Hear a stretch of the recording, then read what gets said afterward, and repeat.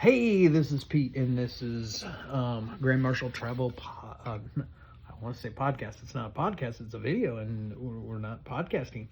Um, we're going to talk about today, and it is June 15th, 2024. We are only 191 days till Christmas. Wow! Just kind of give you an idea, cool off a little bit, and that's what we're going to talk about: cooling off at Walt Disney World. How to beat the heat. That's what this is all going to be about. How to beat the heat. These are some tips that I have gathered from internet sources, from my own sources, from my own experiences, and all of them kind of agree. So I'm not taking credit for them. I'm not taking credit for them.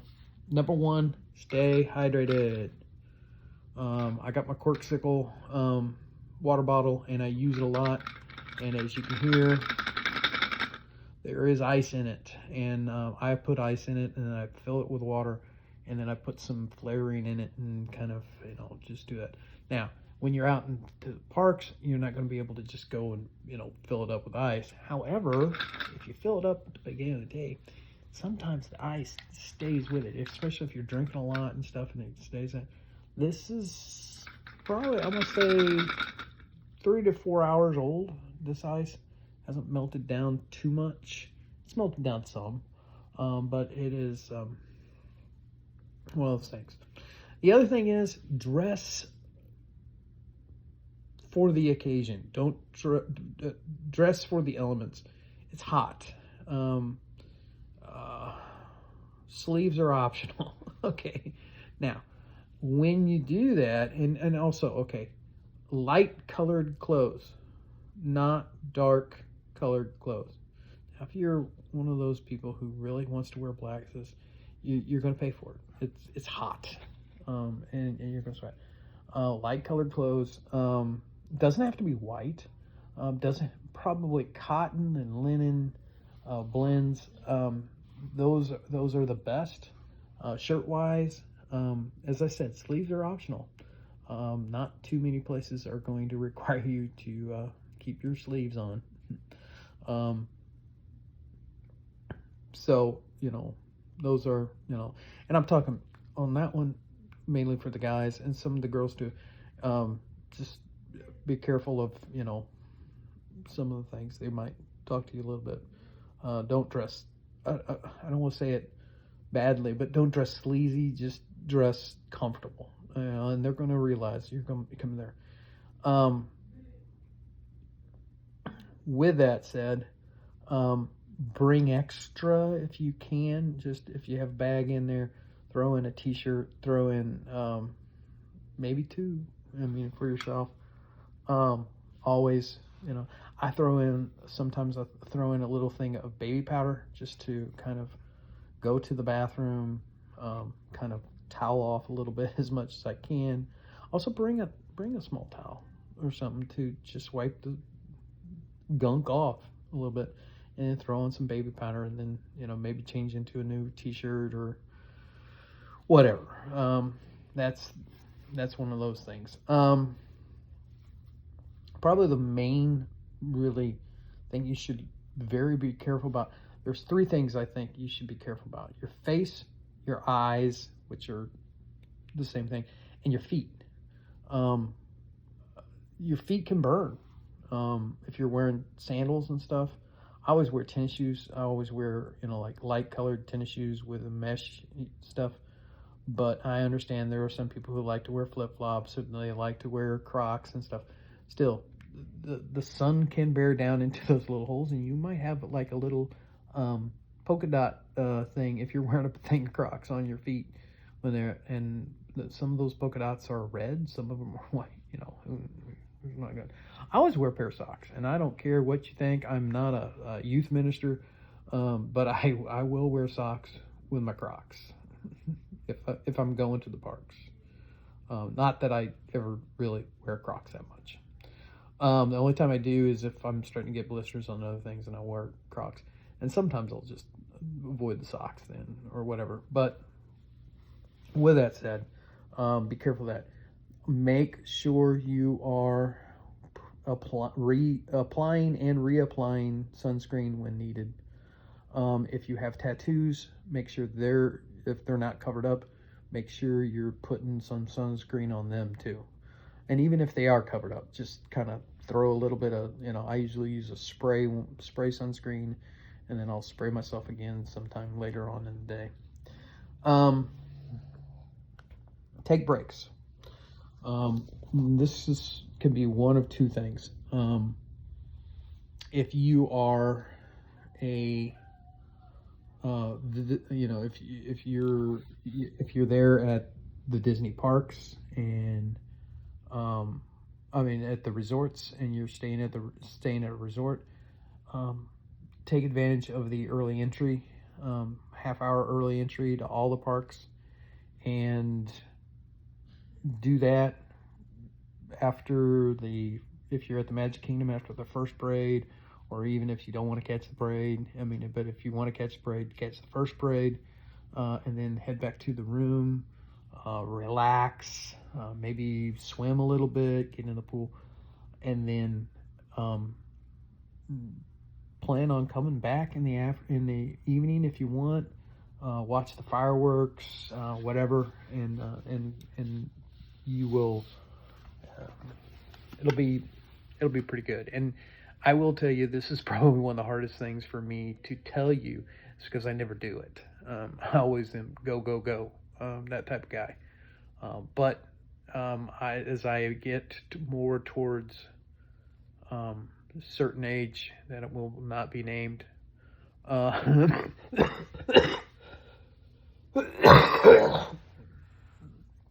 starting to see the benefits of that. And now the other part of that is take breaks in the parks. And now taking breaks in the parks doesn't mean not do anything. You can go into certain attractions that are air conditioned. You can go into gift shops that are air conditioned. In the Magic Kingdom, you have the Carousel of Progress. You have Monsters Inc. Laugh Floor.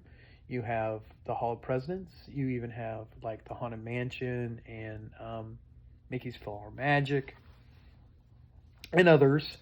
Plus, of course, the gift shops and things. You also have at Epcot, you have a lot of places. You have the World Showcase has some place where you can dive into some kind of a air conditioning. In the American Pavilion, if you are a connoisseur of the arts, they have a little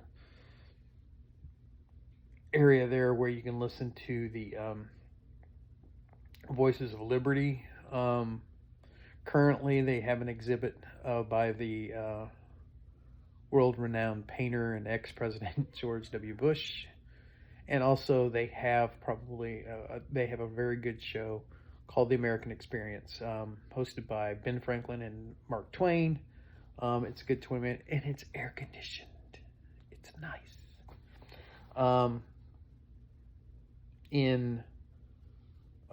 You also have Spaceship Earth. You have Frozen Ever After.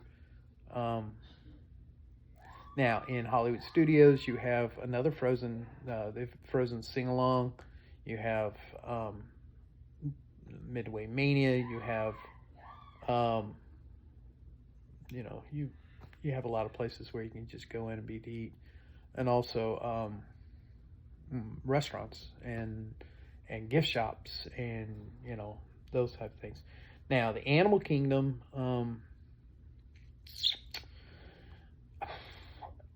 the Festival of the Lion King is a good good way to beat the heat a little bit.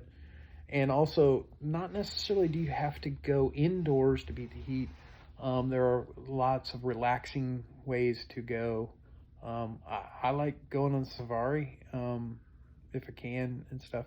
Now, waiting in the line now when you wait in line for the safari, once you get to a certain spot, there's going to be, although it's still outdoors, there's a lot of fans going on and stuff. So, with that said, it's a thing. Kali River Rapids. Again, you got the waiting in the line part.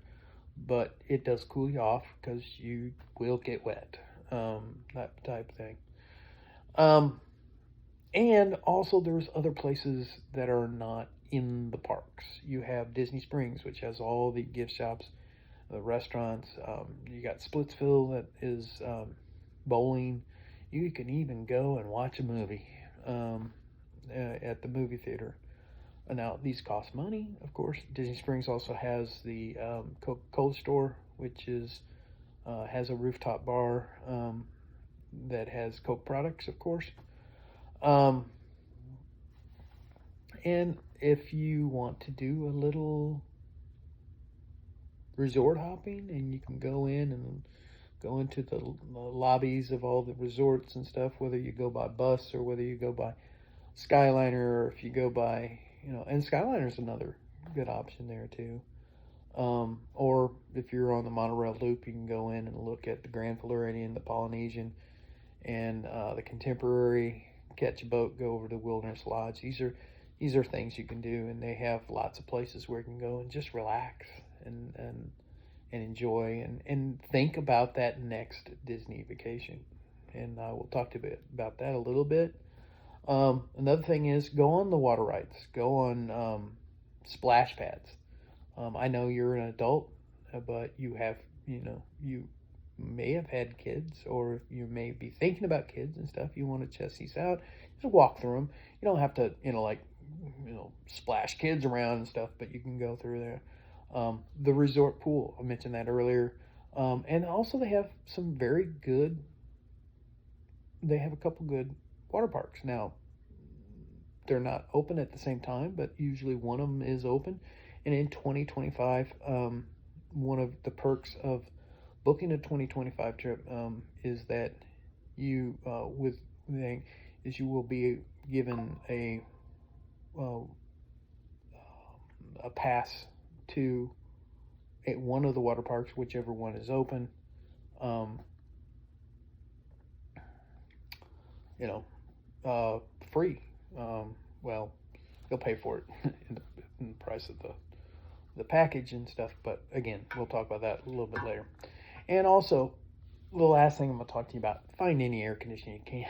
Okay, whether it's go back to your car and turn on the car and turn on the air. I don't know. I don't care. Just beat the heat. Okay, and that's a big thing. The other thing is I've been talking to you about. I says I'm going to get back to you later. Is that there are many deals out there for you to be enticed to go to Walt Disney World.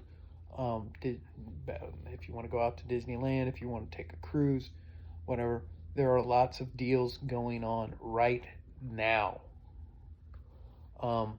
And we can book you. We can give you a free non-obligated quote. We can give you, we can help you book, whether it's for 2024, whether it's for 2025. And if you do book ahead for 2025, understand that all you have to do is pay your $200 deposit, and then you're not obligated to pay it all off until 30 days before you travel or before you check in. And with that said, I can help you do it. You can do it through Grand Marshal Travel at gmail.com. You can send me an email, send me all the particulars, how many people there are, what are their ages, how many nights you want to stay, what are some of your must do's. Are you wanting to stay at a particular resort? Or you want to stay in offsite? I can even help you with that. I can help you definitely with the tickets if need be. If you already have the stay but you want to hear about tickets, I can help you with that. What you pay is what you pay to Disney. You don't pay me any extra. I will take care of all the payments for you with your payment things, but I will do that and get that done. And Disney will then pay me once you take your trip.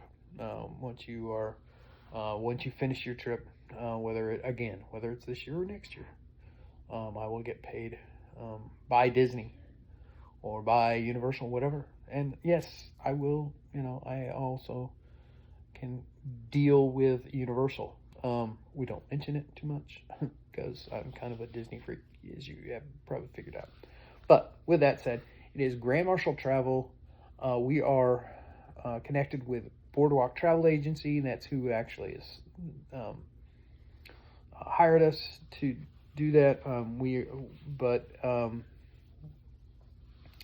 And we have all the um, help from the Disney travel site and also Boardwalk.